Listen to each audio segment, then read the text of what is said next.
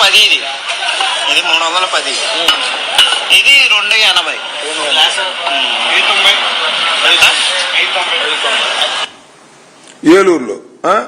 ఏలూరులో మొత్తం syndicate అయిపోయారంట. Syndicate అయిపోయి పెంచేశారంట. ఎక్కడ పోతున్నాయి ఈ డబ్బులేని నాకు అర్థం కాలేదు. భీమిలి, భీమవరం మీకోసం మీరు 210 చెప్తే ఎలాగండి? అందరికీ ఎలాగ అమ్మేస్తారండి 210? 200 కదా మీకు అమ్మవలసింది. 200 అంటే 200 సిండికేట్ అయిన తర్వాత 210 చేసి అమ్ముతాం. అందరూ అన్ని సోళ్ళు మనం అమ్మలేదు. అమ్మినప్పుడు మనం అమ్ముతాం. ఇది లీగల్గా మీరు అమ్ముకోవచ్చు అలాగా? అదే మీరు ఏదో కంప్లైంట్ చేసుకోండి. మీరు 210 కదా తీసుకుంటారు? తగ్గిస్తారు కదా? అదే 210 210 అండి. 210 అమ్ముతానండి. 210 అమ్ముతాను. అమ్ముతాను. అది ఇలా చెప్పుకుంటూ పోతే శ్రీకాకుళం నుంచి చిత్తూరు వరకు ఏ షాపుకి వెళ్ళినా ఎంఆర్పి రేటుకు దొరకదు. ఓ 10 రూపాయలు ఎక్కువ, 20 రూపాయలు ఎక్కువ సిండికేట్ అవుతున్నారు. ఇవన్నీ ఎక్కడికి వెళ్తున్నాయి అబ్బా?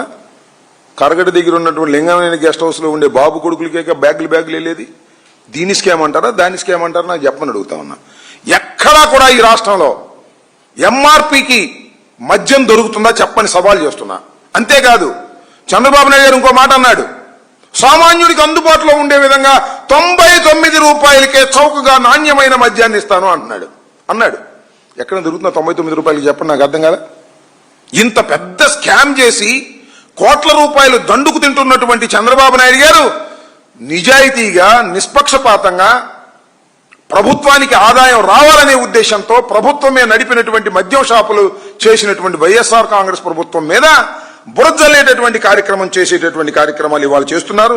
ఒక చోట కాదు, ఇక్కడి నుంచి ఎక్కడ చూసినా కూడా ఇలాంటి దందానే జరుగుతూ ఉంది తప్ప మరొకటి లేదు. పోనీ ఇదిట్లా ఉంటే ప్రతి 5 బాటిల్స్లో ఒక నకిలీ బాటిల్ ఉంటుంది.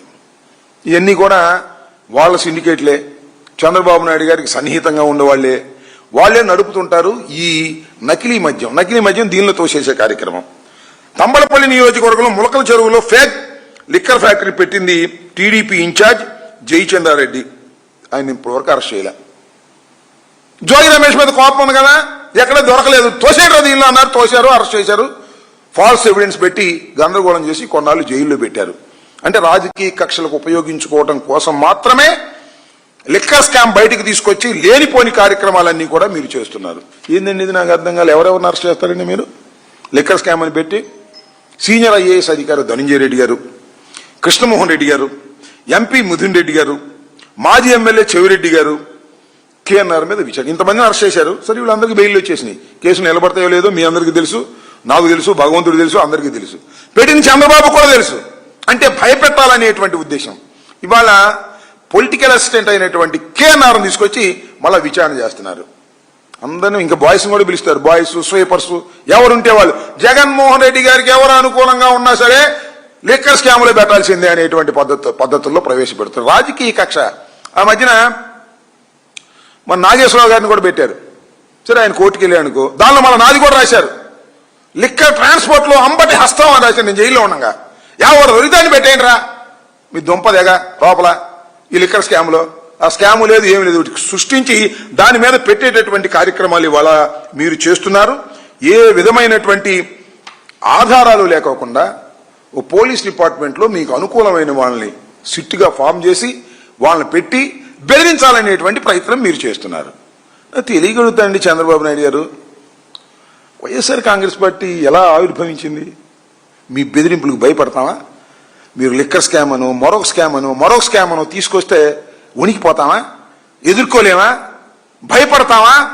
అన్నిటినీ ఎదుర్కొని నిలబడగలిగినటువంటి సత్తా వైఎస్ఆర్ కాంగ్రెస్ పార్టీకి ఉంది, జగన్మోహన్ రెడ్డి గారికి ఉంది.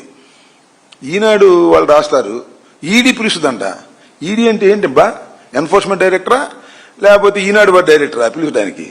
ఏదో ఇష్టమైన రాజపారు. లేకపోతే మీకే చెప్పారా రహస్యంగా? కిరణ్ కుమార్కి చెప్పారా? లేకపోతే రాధాకృష్ణకి మొన్న చెప్పారా? ఏంది అన్నీ కూడా? అంటే ఎల్లో మీడియా ఉందని చెప్పేసి మీ ఇష్టం వచ్చిన కథనాలు రాయొచ్చు, మీ ఇష్టం వచ్చిన వాళ్ళ మీద రాయొచ్చు. నేను అడుగుతా, చంద్రబాబు నాయుడు గారు వాళ్ళు ఏదో అన్నాడండి, నాకు గుర్తొచ్చింది ఇప్పుడే.